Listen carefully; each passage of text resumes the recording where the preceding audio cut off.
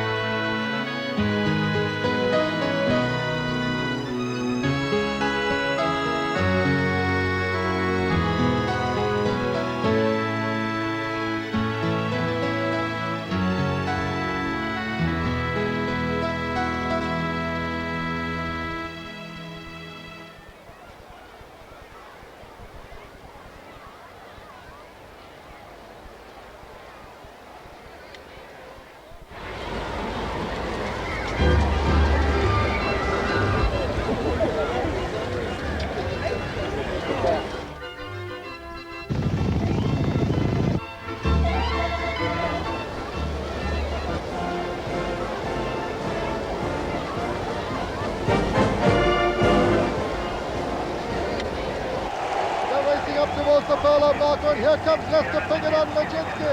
It's here on the far side. Piggott on the near side of Nijinski. Nijinski coming out on the near side. Roberto on the far side. It's a great race home between these two. Rheingold and Roberto. Roberto is into the closing stages now. And it's Hot Grove from the Minstrel. Blushing Grove and Monseigneur. He breaks down towards the 2 furlong marker. And the duel we expected is materialising. But it's Nashwan that goes on. It's Nashwan and Willie. It was with luck and not design that the Derby came to be run on Epsom Downs. Luck could have chosen no better place. From the start, the course runs uphill and right-handed. It reaches the top of the hill at the halfway point and then descends left-handed down Tattenham Hill to Tattenham Corner. The course continues downhill from the beginning of the 4 furlong straight, leaning away from the stands. But just half a furlong from the finish, the ground rises again. On this course, a horse requires speed, stamina, balance, and a little bit of luck. Diomed won the first Derby on the 4th of May, 1780, and owner Sir Charles Bunbury a first prize of 1,125 guineas. His friend, the 12th Earl of Derby, had held a party the year before, during which a new race was created and named by his grateful guests. Their host was assured his place in history. His success in the race was less assured. The colt, Sir Peter Teazle, provided the Earl with his only win in 1787. For 50 years, the Derby remained a local affair contested by a small group of stables. The jockey Frank Buckle won 5, the last of these on Emilius in 1823. It was the last of 7 for the colt's trainer, Robert Robson. The unpredictable Mameluke provided the jockey Jem Robinson with his 4th of 6 wins. In 1839, Bloomsbury won in a snowstorm at odds of 25 to 1. Villainy, not for the first time, was suspected but never proved. In 1844, the high moral tide of Victorian England began to turn. The winner, Running Rein, was found to be a 4-year-old called Maccabeus and disqualified. An exceptional era of Derby winners followed. The Flying Dutchman in 1849. West Australian, the first holder of the Triple Crown, the 2,000 guineas Derby and the St. Leger. The French-bred and owned Gladiateur, the Avenger of Waterloo, and second winner of the Triple Crown. And Lord Lyon, the 3rd holder of the crown in just 13 years. The last 2 decades of the 19th century were remarkable. No less than 5 horses won the Triple Crown. The first of these was Ormond in 1886, trained by John Porter. He was ridden by Fred Archer. It was his 5th and last Derby. On the 8th of November that year, he committed suicide. He was only 29. In 1893, Isinglass, a lazy horse, won comfortably. He set a record for prize money that stood until 1952. Persimmon gave the Prince of Wales, later Edward VII, his first of 3 wins in 1896. 3 years later, Flying Fox brought his trainer, John Porter, his 7th Derby winner. 3 of these had also taken the Triple Crown. And in 1900, the year that a gate start was first used, Diamond Jubilee gave the Prince of Wales his 2nd success. Scepter's record of 4 classic victories in 1902 has never been equalled. The filly's only defeat came in the Derby. Danny Marr won on Rock Sand in 1903, the 3rd successive win for American jockeys. Rock Sand went on to become the 10th winner of the Triple Crown. The 3rd and last Derby winner to carry the colours of Edward VII was Minaroo in 1909. War was declared in 1914 and racing at Epsom suspended. The champion jockey, Steve Donoghue, won 2 of his 6 derbies at Newmarket, his first in 1915. In 1916, Fifinella had won the substitute derby in a canter, the last of 6 fillies to win the Classic. Perhaps the bravest Derby winner was Humorist in 1921. Within a fortnight, he was dead from tubercular lung.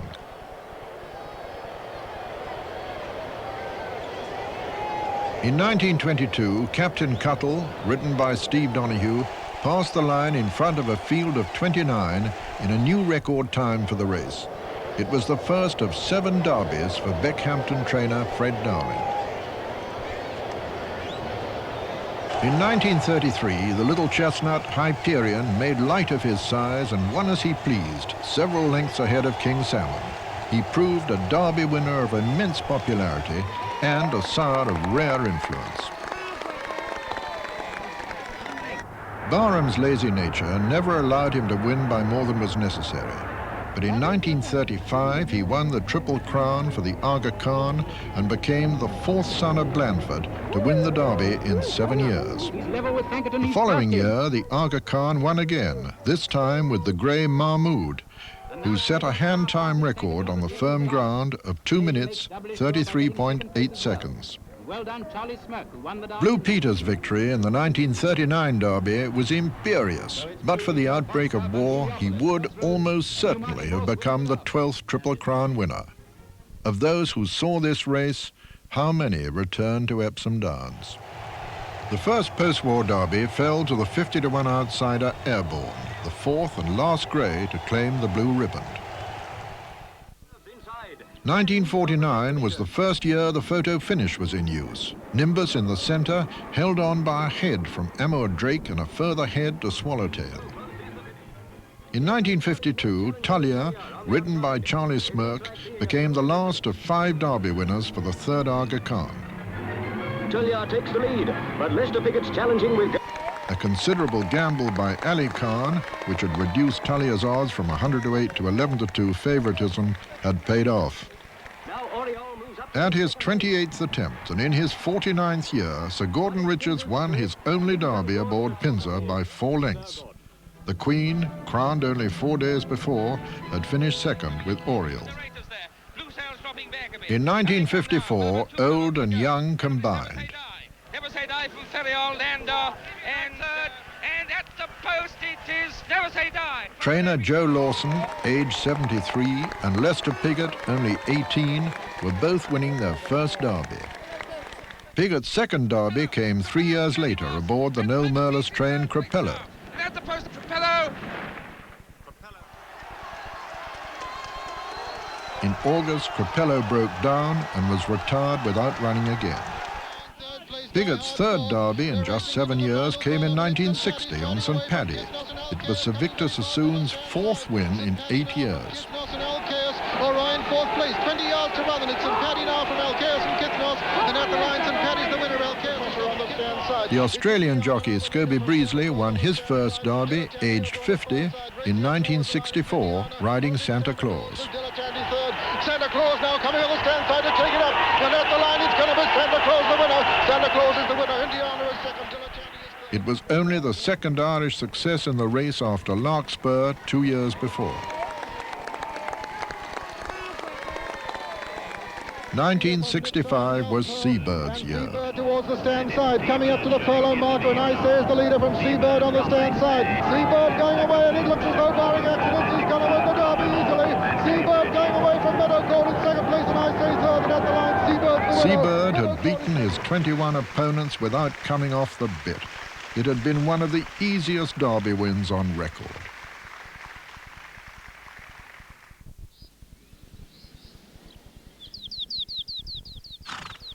In the autumn of 1952, Noel Merlis left Beckhampton for Newmarket. From his new stables at Warren Place, he trained 17 classic winners. One of the best of these was Royal Palace. They're coming to the furlong pole now, and it's Royal Palace, the leader, from Rebocco and Lester Piggott on the stand side. In the centre, it's Royal Thor, then comes Luke coming up towards the line, and it's Royal Palace being challenged by Rebocco, but Royal Palace is going to hold him at the line. Royal Palace is the winner. A chill contracted before the St. Leger ended his attempt at the Triple Crown.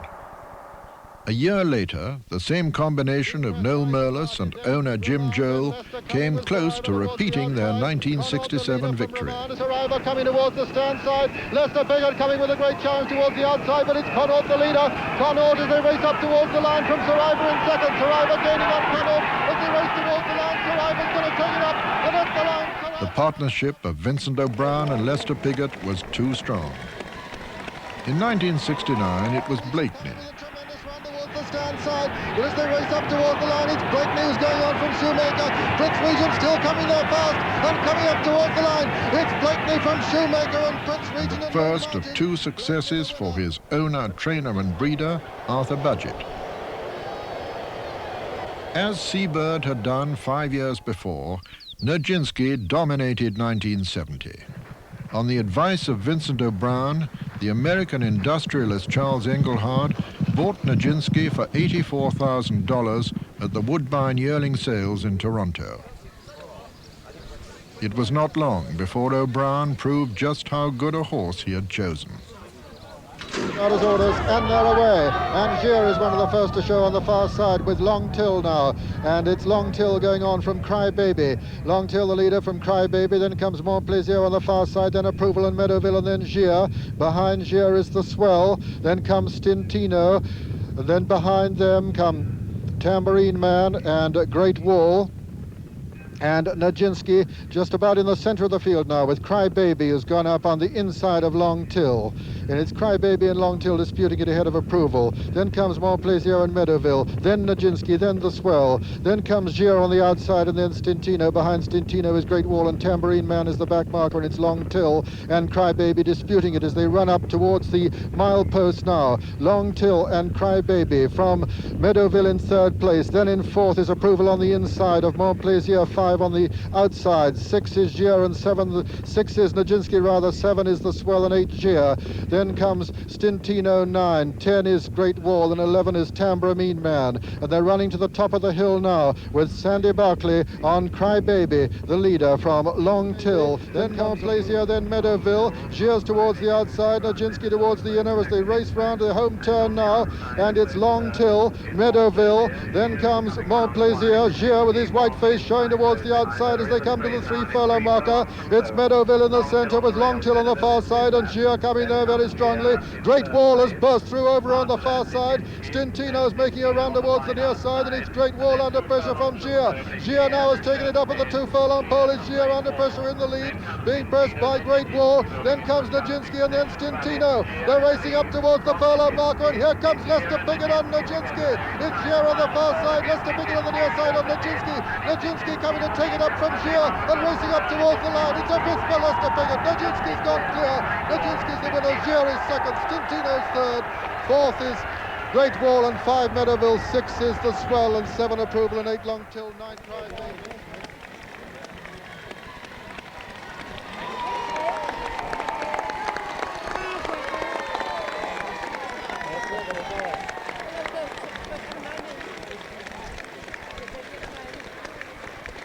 Nijinski retired at the end of the season, the 12th and last holder of the Triple Crown to date, and one of the finest winners of the Epsom Derby.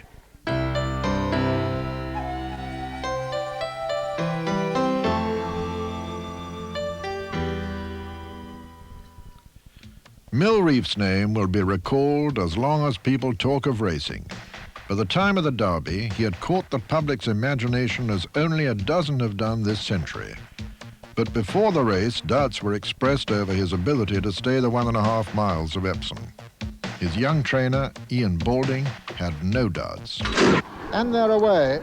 And Athens Wood and Lombardo, two of the first to show, with right up with them Credit Man, and it's Credit Man going up to join Athens Wood and Lombardo. Then comes Linden Tree, then Beaming Lee, then on the near side is Irish Bull, then comes Bourbon and Lapache. Behind Lapache is the Parson, then comes Mill Reef, and then Homeric, and the back marker at the moment is Zug, with Dapper Dan also one of those in rear, and Credit Man as they race up the hill with Linden Tree right upside him, and Beaming Lee also. Then towards the outside is Lombardo. Meaden's made good progress with Frascati and Lapache, and just in behind them come Bourbon. Just in behind Bourbon is Irish Ball, and then comes the Parson, and it's Linden Tree who's gone to the far, and the back marker now is Toucan, and they're racing to the top of the hill now, and as they do so, it's Linden Tree in blinkers from Beaming Lee in second place. Frascati has gone third, then comes on the inside Meaden. On Meaden's outside is Credit Man, then comes Lombardo, Lapache and Sea Epic, and then Mill Reef.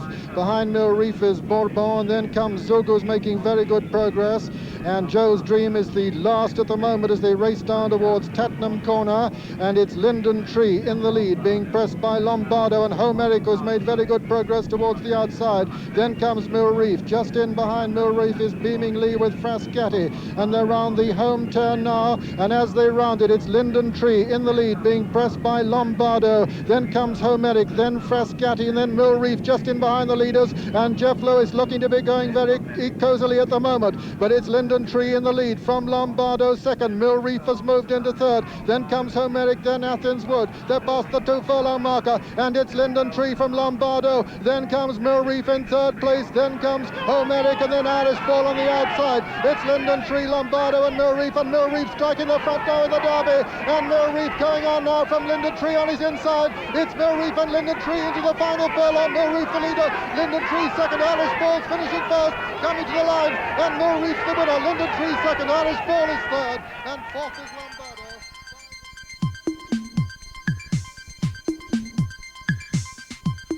This was the beginning of a unique sequence of victories in Europe's championship races.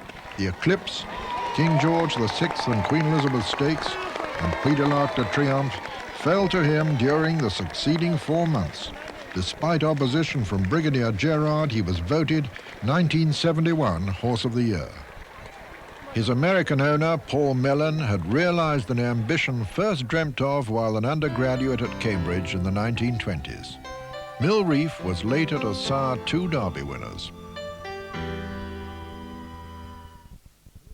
On the instructions of owner John Galbraith, Lester Piggott was given the ride on Roberto, the 3-to-1 favourite, replacing the Australian jockey Bill Williamson, who had hurt his shoulder 10 days before. Despite Williamson being past fit, Galbraith remained adamant Piggott would ride. Coming up to the 2.5 furlong point now, and it's Pentland first clear in the Derby from Meadow Mint, then Ormindo, then making very good progress is Roberto with Rheingold at the 2 furlong marker, and it's Pentland first being challenged by Lester Piggott on Roberto, then comes Rheingold, then Meadow Mint, behind them Ormindo, coming up towards the furlong marker now, and it's Rheingold who's hit the front from Roberto.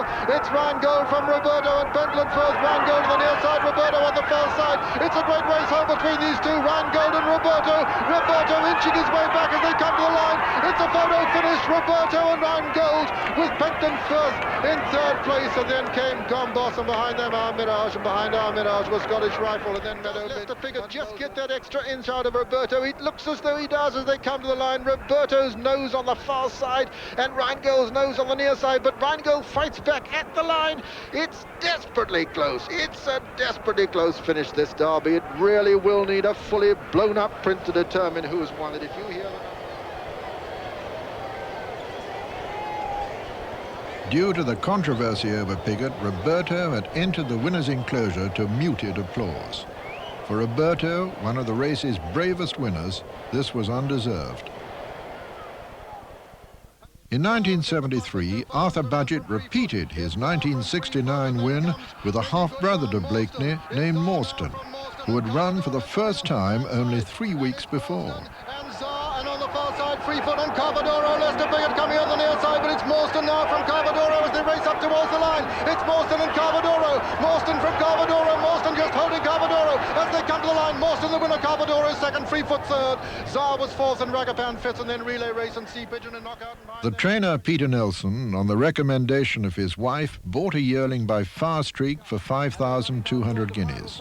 2 years later, he won the Derby at 50 to 1, and the following year became champion grass horse in North America. Snow Knight holding Imperial Prince as they come up towards the line. It's Brian Taylor on Snow Knight in the lead from Imperial Prince. Bustino come along, take fourth place behind. Brian Taylor had ridden his only English classic victory before his fatal fall in Hong Kong in December 1984.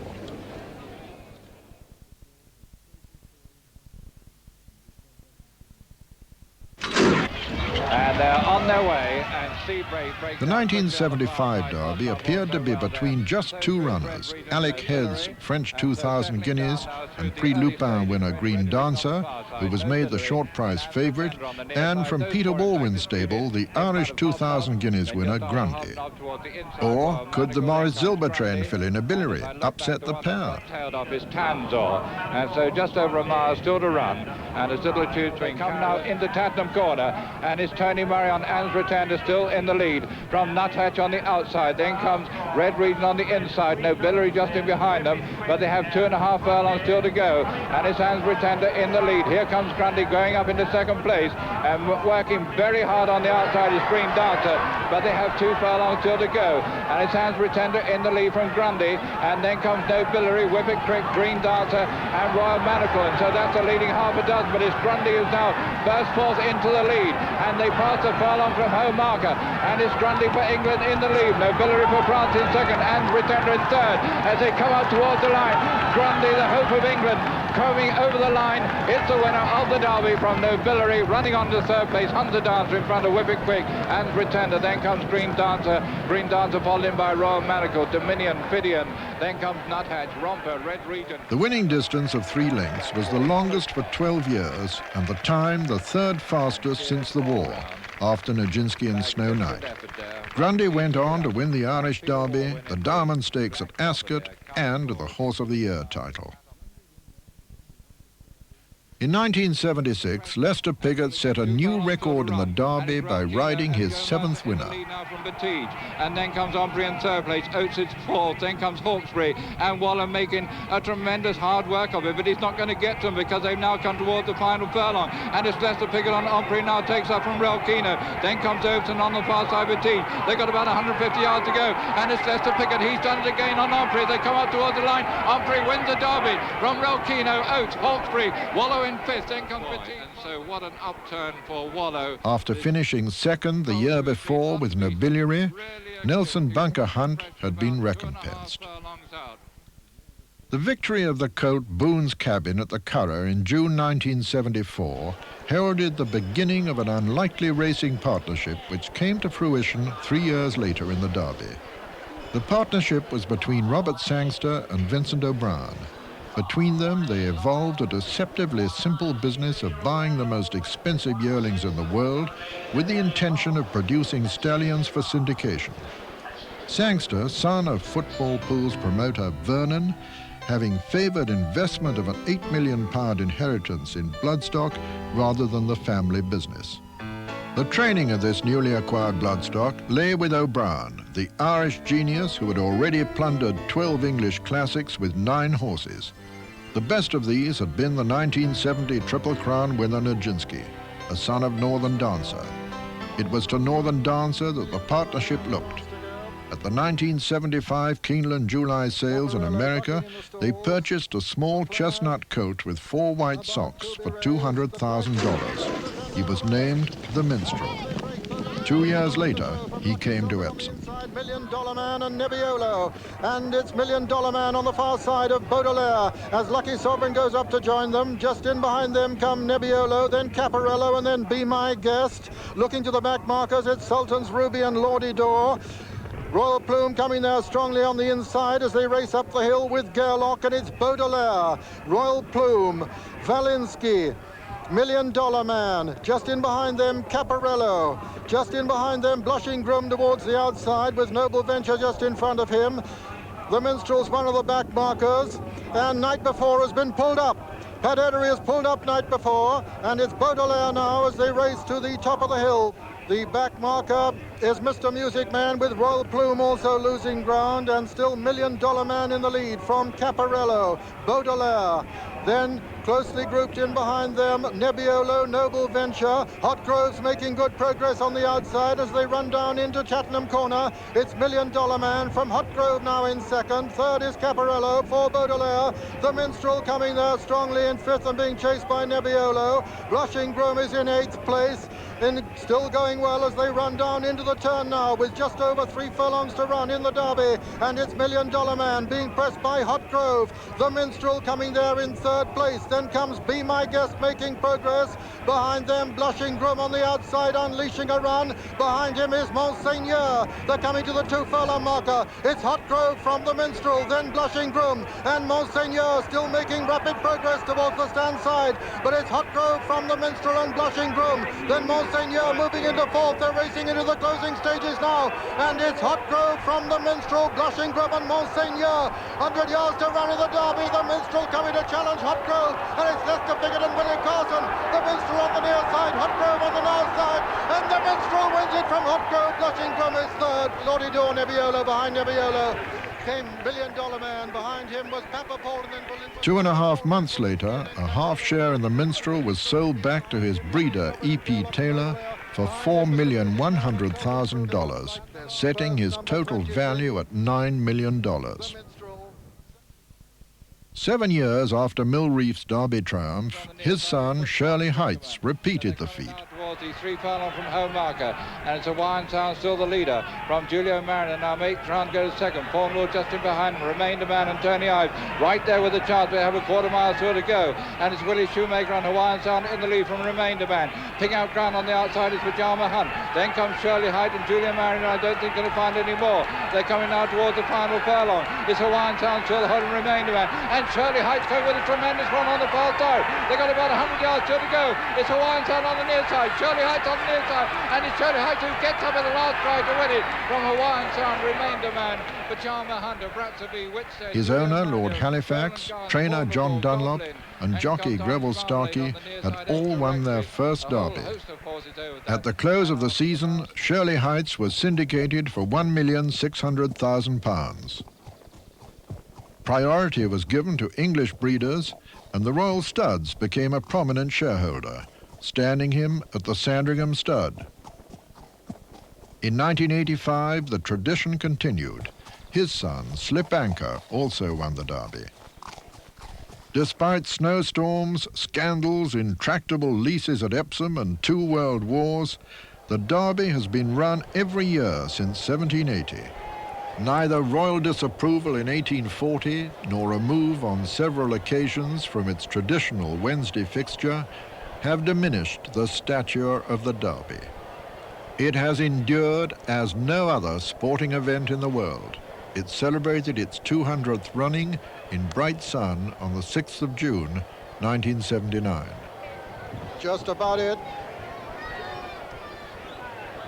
They're all installed for the 200th Derby. Down to orders and they're away. And a very quick make by Accomplice in the centre. And Accomplice is one of the first to show. On the near side, Leafard's Wish, and it's Leafard's Wish going up to join Accomplice. Northern Baby on the outside. Two of Diamonds and Crackerval are both right up with them, and then comes Hard Green. And it's Leafard's Wish in the lead now from Accomplice on the far side, then Crackerval and Hard Green, and then comes Lasker Floco, Two of Diamonds. Milford on the far side with Northern Baby for France. Then comes Dickens Hill on the inner.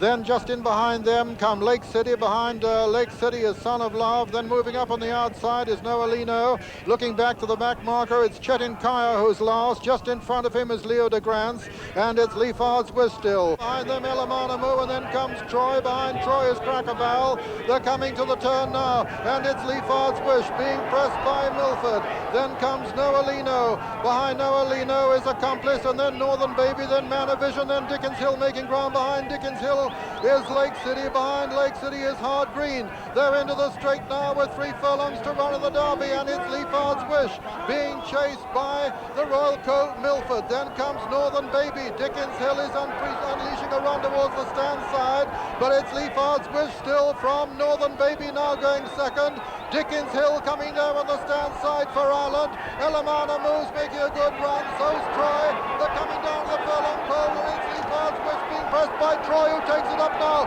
Willie Carson storms to the front on Troy now, and Willie's striding away now to win the Derby. Troy's going to win the Derby easily. Dickens Hill will be second as they come to the line. Troy has won the 200th Derby. Dickens Hill is second. Northern Baby is third, and Elamana move four. Behind them, Hard Green and Leifard's Wish and Man of Vision and Crackerval. With faultless timing, the 200th running produced a European champion and the widest official margin of victory since 1925. Troy went on to win the Irish Derby, King George VI and Queen Elizabeth Diamond Stakes, Benson and Hedges Gold Cup, and record prize money for a European-based colt of £415,735. The same combination of Dick Hearn and Willie Carson won the following year with Henbit. So Rankin now takes it up from Henbit, and just in behind them Garrido, Pellerin finishing well on the far side. Then comes Master Willie and also Hello Gorgeous, but Henbit and Willie Carson now takes it up. So they run now toward the final furlong, and it's Henbit in the lead. Master Willie coming late. Rankin on the far side. On the hills, the leading three. It's Garrido, but it's Henbit holding the advantage. They come up towards the line. It's Willie Carson on Henbit. He's going to win the Derby, and he's done that from Master Willie. Rankin, Pellerin, Garrido, Hello Gorgeous, then comes Julius Caesar, Nicolai, a disappointing run by Heath, finishes about in the middle of the pack, and some of the last 2 or 3 to go over include Pampar, then comes Marcello, last over the line is Majestic Star, and so Willie Carson has picked the right one, so Rankin now takes it up from Henbit. Unknown to those who saw the race on the day, he had been a horse of exceptional courage. At the furlong post, his off foreleg cracked. He faltered but never slowed. By changing legs, he had taken his weight off the cracked cannon bone. The leg healed, but he was never the same horse.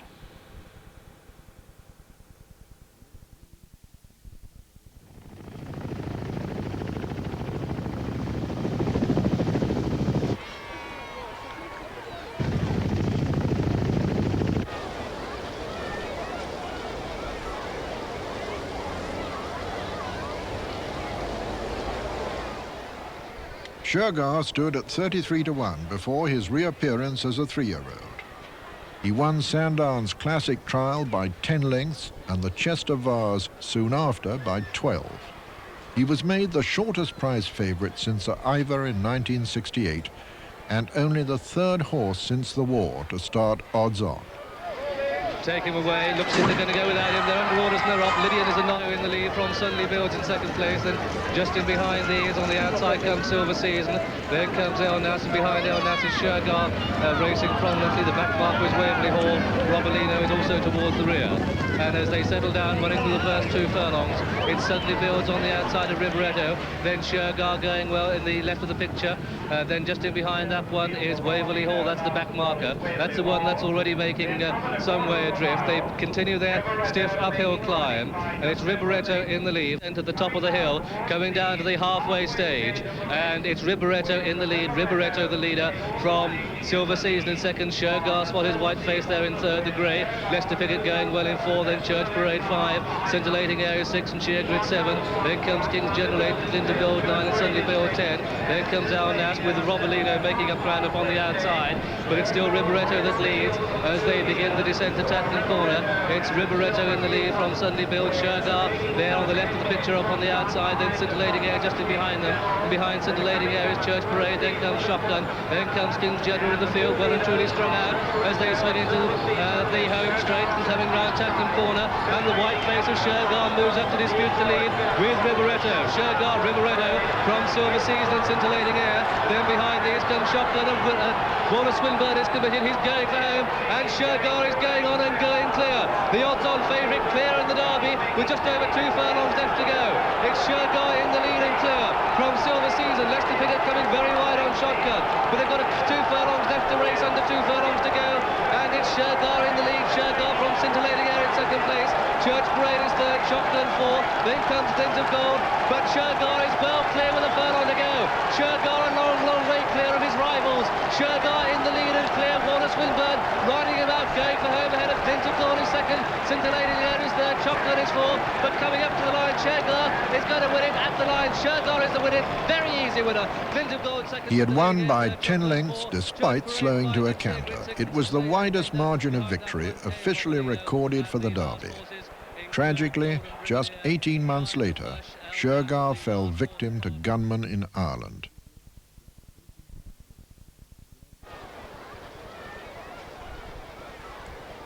For the second time in 6 years, the partnership of Robert Sangster and Vincent O'Brien presented the strongest Derby challenge. Once more, their policy was paying dividends. On this occasion, they had spent $775,000, but the source remained the same, a son of Nijinski from the northern dancer line. Against them came Persepolis from France, the mount of 41-year-old Yves Saint-Martin, who had won the Derby 19 years before. But they've got 2.5 furlongs left to race, and it's Norwick in the lead from Peacetime and Touching Wood. Here comes Golden Fleece in 4th place and making up a lot of ground upon the outside, going very well for Pedigree. And with a furlong and a half to go, it's Norwick on the rails, Golden Fleece upon the outside, and Golden Fleece and Pedigree storm through into the lead. A 6th Derby victory in prospect here for Vincent O'Brien as they come inside the final furlong. Golden Fleece, Touching Wood, Norwick from Persepolis, who's finishing fast, but as they come up toward the line, Golden Fleece from Touching Wood, Silverhawk and Persepolis are at the line. Golden Fleece the winner, Touching Wood is second, then came Silverhawk, then Persepolis, then Norwick, then Palace, Golden Fleece, Time and Rockamador, then Campan and Tibbles, and Father Rooney, Super Sunrise, then Fitzpatrick. Lester Piggott had a record of winners in the Derby unequalled by any jockey. In 1983, aged 47, he extended this record still further and won his 9th and last Derby. And as they begin the turn into the home straight, come down to Tattenham Corner, it's Tivian and Mittelini who disputed from Tinoso in second place. Then just in behind these comes Grundy, and there's a faller at the rear of the field, and it's difficult to distinguish who it is at this stage. Mittelini in the lead from Tivian in second place, then comes Tinoso in third. These are followed by Naorian in 4th, turning into the home straight, and it's Salmon Leap who's improving just in behind these, and it's Mittelini from Tinoso, Lester Piggott on Tinoso, committed and goes for home, and it's Tinoso and Lester Piggott with 2.5 furlongs to go. Tinoso in the lead from Mittelini in second place, then comes Naorian, Guns of Navarone is staying on, then comes Salmon Leap, but Lester Piggott with 2.5 furlongs to go is clear on Tinoso, 2 furlongs to go, and Tinoso clear from Guns of Navarone second, Carling for Castle is third, then comes Salmon Leap unbeaten but in 4th place, then Sheer Walk a furlong and a half to go, and Lester Piggott in the lead.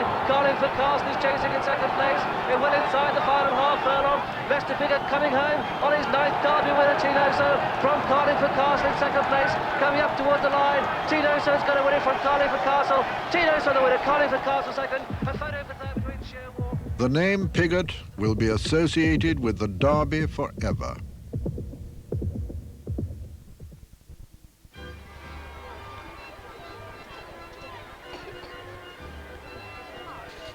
The 1984 running of the Epsom Derby, its 205th, broke new ground. Despite prolonged resistance from racing's ruling body, the Jockey Club, it was sponsored for the first time by Eveready and carried a first prize of £227,680.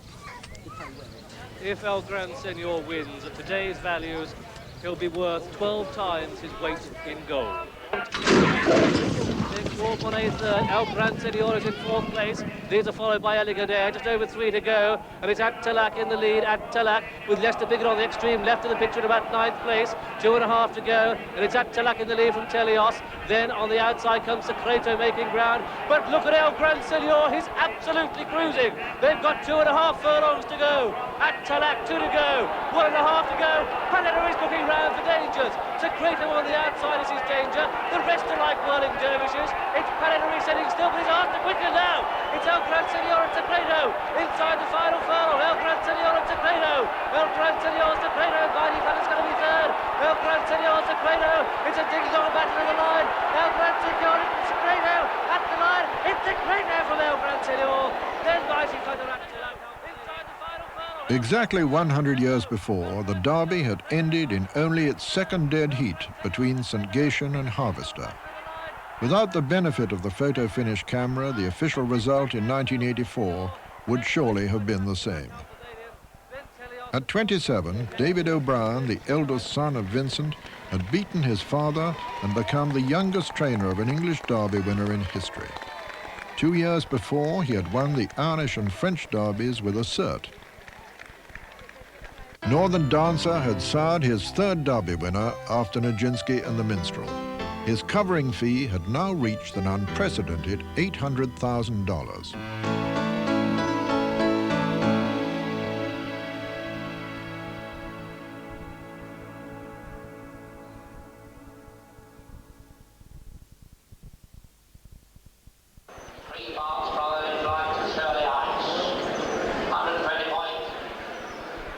Many have dreamt of winning the Derby, but few have succeeded. In 1985, patience was doubly rewarded. Henry Cecil, the training half of Racing Twins, had led his profession 5 times in the past 9 years. But, try as he might, he had not won or even had a horse placed in the Derby.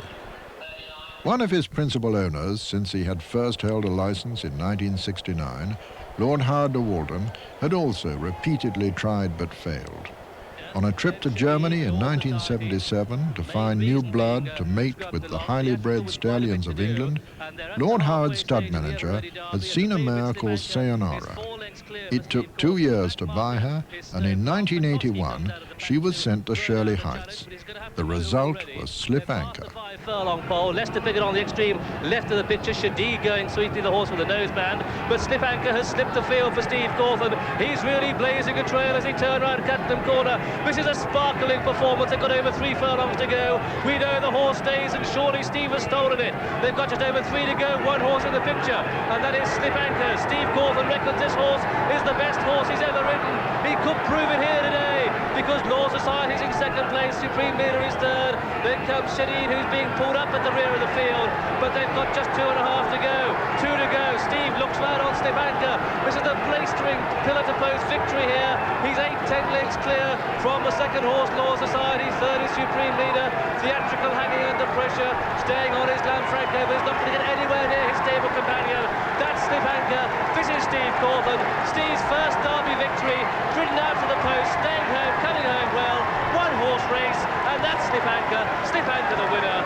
From Law Society second, close for third between Damaster, who stayed on well, and then came Supreme Leader, then Lanfranco. 3 generations had triumphed: Mill Reef, Shirley Heights, and now Slip Anchor.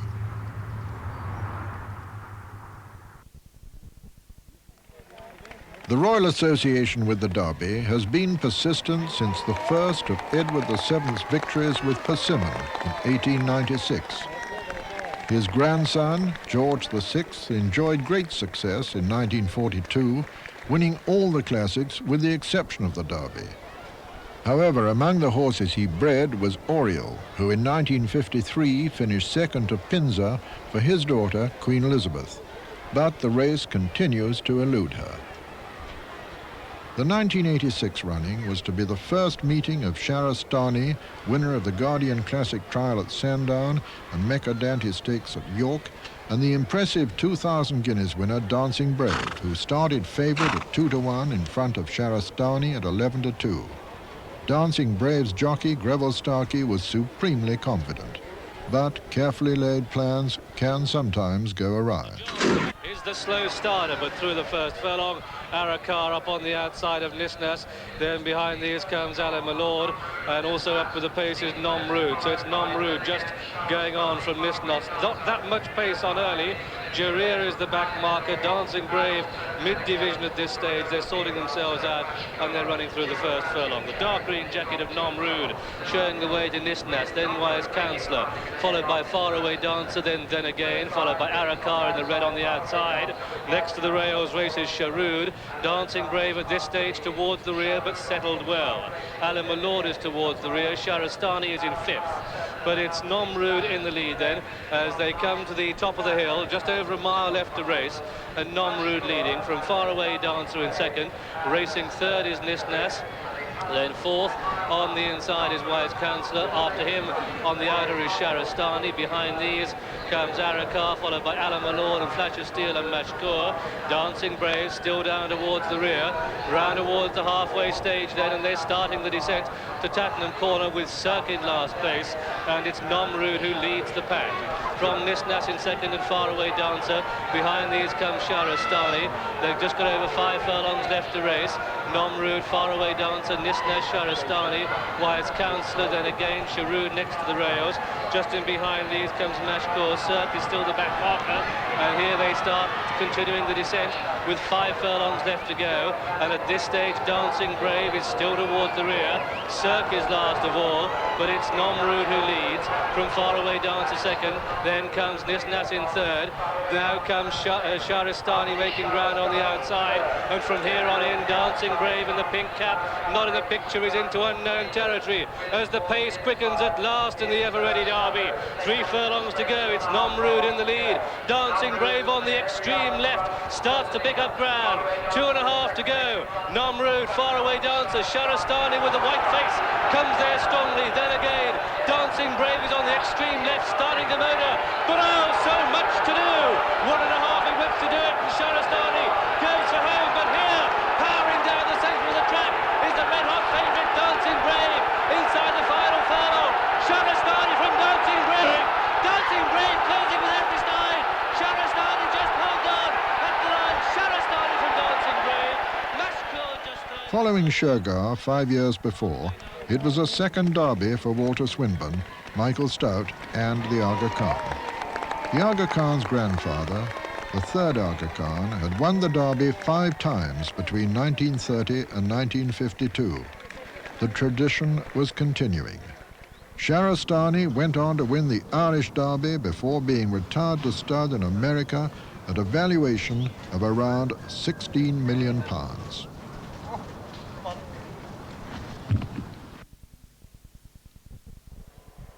Despite the vagaries of English weather, the sun came out for the 19 runners of the 1987 Derby, one of the most open for several years.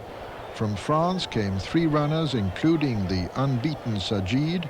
Henry Cecil sent 2, Legal Bid, the winner of the Highland Spring Derby trial, and the previous season's leading 2-year-old Reference Point. An operation for infected sinuses in March had ended Reference Point's attempt at the 2,000 guineas and delayed his preparation. But by mid-May, he was almost fully fit and won the Mecca Dante Stakes. As first jockey to Cecil, Steve Cawthon had the pick of the 2 in the Derby. He chose Reference Point. Lined up for the 208th Derby, under orders, and they're away, and a pretty level break too. Behind these comes Water Boatman. Sajid is still some little way adrift, and the other French raider is mid-division as they begin the descent now to Tattenham Corner. And they've got 7 furlongs left to go. And Sajid is still well in arrears. 5 to go, the favourite Reference Point out in front from Ascot Knight in second and Most Welcome third. And Ibn Bay 4 and Legal Bid looks for room. And Bellotto looks for room at the rear of the field. And they begin the descent to Tattenham Corner. And it's Reference Point in the lead. Reference Point and Steve Cawthon out in the lead from Ascot Knight second. Then in third is Most Welcome and Ibn Bay. Then Ajdel next to the rails. Legal Bid comes on the run. Sir Harry Lewis comes on the run. Bellotto tries to make ground on the left of the picture. Sadid starts to pick up ground. Also looking for room is Groom Dancer. And they've just over 2 furlongs to go. And Reference Point has it from Ascot Knight. Then comes Most Welcome into Harry Lewis. Bellotto makes good ground on the outside. Entitled coming with a run. They've got a furlong and a half to go, and the favourite has it, but only just. As Most Welcome throws down a big challenge. Reference Point in the yellow. Most Welcome with a noseband. Bellotto starts to pick up ground in the white sleeves. But Reference Point holds on. Reference Point really battles. Most Welcome second. Bellotto is third. He has to be straightened out close home. But the favourite wins. Reference Point a photo for second. Most Welcome and Bellotto. Just as he had done 2 years before, Cawthon dictated the pace from the start. Forcing tactics had succeeded again. Reference Point's owner, Lewis Friedman, then pursued a bold program of 5 races. Of these, Reference Point won 3, the King George, Great Voltigeur, and St. Leger. He had tried but failed to emulate his sire Mill Reef, who had won all 4 European Championship races, the Derby, Eclipse, King George, and Arc. Reference Point was retired to start in Newmarket at the end of the year.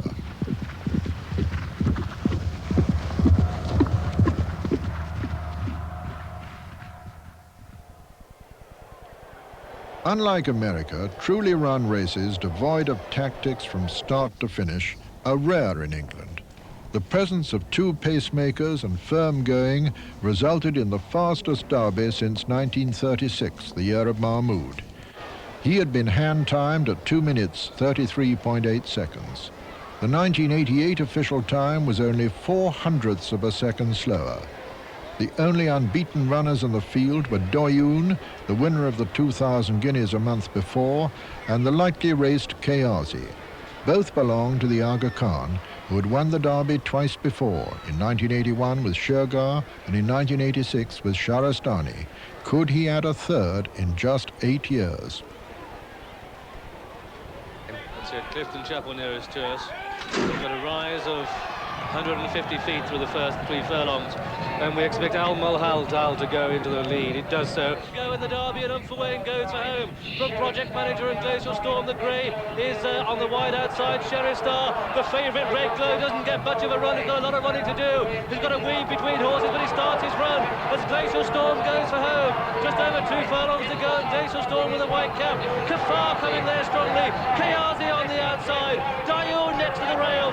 Red Glow in behind them and making good ground. A furlong and a half to go in the most open Derby as Glacial Storm with a white cap in the yellow colours. Kafar on the wide outside. Kayazi starts to run. They're inside the final furlong, and it's Aga Khan 1 and 2 as Kayazi goes on from Glacial Storm back in second place. Glacial Storm really rallies, but it's Kayazi who's going to hold on. But up the line, Kayazi wins it. Glacial Storm second, Doyoun third. By coincidence, Kayazi had won in the chocolate and green hooped colours of Mahmoud and 4 other Derby winners, those of the 3rd Aga Khan. The first colours had been carried by Doyoun. Unlike any other, their racing empire had successfully spanned the 20th century. In 1989, Nashwan attempted to follow a path first trodden in 1813 by Smolensko, and most recently by Nijinski in 1970, to win the 2,000 guineas and Derby. Both his trainer Dick Hearn and jockey Willie Carson had no doubts. Nashwan had shown himself to be exceptional in his gallops at West Ilsley in Berkshire, a titan among minnows. Between the Guineas and Derby Day, only 1 month, Nashwan had caught the public's imagination as only a few have done. By the morning of the race, his odds had come down to 5 to 4. The second favourite was Cacoethes, who had won the Calor Derby trial over 1.5 miles, a distance Nashwan had never run under race conditions. The stage was set. And they break away, and a pretty level break it was too. And as they come through the first furlong, expect to see Polar Run in front with a red cap, and Polar Run is going on to make it a strong pace. With in second place Flockton Zone, third is Cacoethes, Lying Handy Classic Fame, Nashwan in the blue jacket is settled 5, Torjun racing pace, racing fast up on the outside of Cacoethes. They swing right-handed and continue to make this stiff uphill climb, and it's Polar Run leading by 3 parts of a length to his stable companion companion. Cacoethes with Torjun on the inside of that racing third. Then Warshan and Flockton Zone, and behind these comes Ildeniski mid-division, then comes Warshan. Nashwan follows these, the back marker is Mill Pond, but it's Polar Run leading by 3 parts of a length to Torjun on the inside. Cacoethes well placed at the end of the first half mile is third. Ildeniski pulls through into 4, then in behind these as they pass the mile post comes Nashwan on the rank outside of Flockton Zone, but they begin the descent to Tattenham Corner, and at this stage the favourite Nashwan in the blue jacket is well placed in 4th on the outside of the rank outside of Flockton Zone, but it's Cacoethes in front now as they begin the descent, and with just over 4 furlongs to go. Torjun next to the rails, Cacoethes cruising on the outside of him. Then behind these comes Ildeniski. Nashwan now pushed along in 4, but Grevel-Starkey goes for home with 3 furlongs to go in the ever-ready Derby. Cacoethes pressed on the outside by Ildeniski, but here comes Nashwan with a good-looking split. Torjun back in 4. They race down towards the 2 furlong marker, and the duel we expected is materialising. And it's Nashwan that goes on. It's Nashwan and Willie Carson, a length ahead of Cacoethes and Grevel-Starkey. A furlong and a half to go in the Derby, and Nashwan has it. Cacoethes in second place. Back in third is Terrimon, but inside the final furlong, Nashwan provides an electrifying burst of speed. It's a 1-horse race. Willie Carson in the drive position. Nashwan wins it easily. At the line, Nashwan is the winner. Terrimon came through in second, Cacoethes third. Then came Ildeniski and Mill Pond, followed by Grand Albert Classic Fame. Then Nashwan had given Willie Carson and Dick Hearn their 3rd Derby after Henbit and Troy, and the Mactoum family its first. And the winning did not stop there. The following month he won the Eclipse and Diamond Stakes before retiring from an all too brief career. Sheikh Mohammed had begun the Mactoum family's interest in racing in 1977, but it was his elder brother, Hamdan, who had won the Derby first. The memory remains of Nashwan's fluid action making light of the stiff 1.5 miles of the Derby.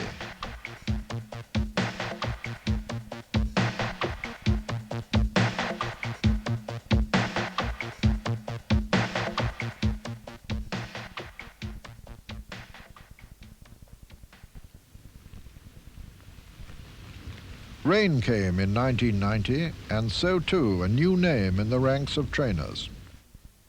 And they're away. And early on, the pacemaker Aromatic has missed the break. That's absolutely crucial, and there doesn't seem to be that much pace on early.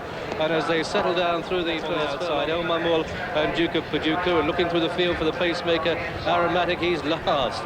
It's River God, and now he's taken a lead with Treble 8. Treble 8 with the noseband, who's come through to take it up. Treble 8 the leader. From a length to El Mamul, then Linamix and River God is wide. Razine is settled mid-division. Bookcase is nearer last and first, and Aromatic is last. They came the descent to Tattenham Corner is Sober Mind, and Aromatic is out the back too. Treble 8 leading with the pink cap. White cap, that's River God. Pink cap is Quest for Fame. Linamix, the French horse, is well placed. And then behind these comes Mr. Brooks. El Marmul runs the rail. Behind these wide, Missionary Ridge with a sponsor.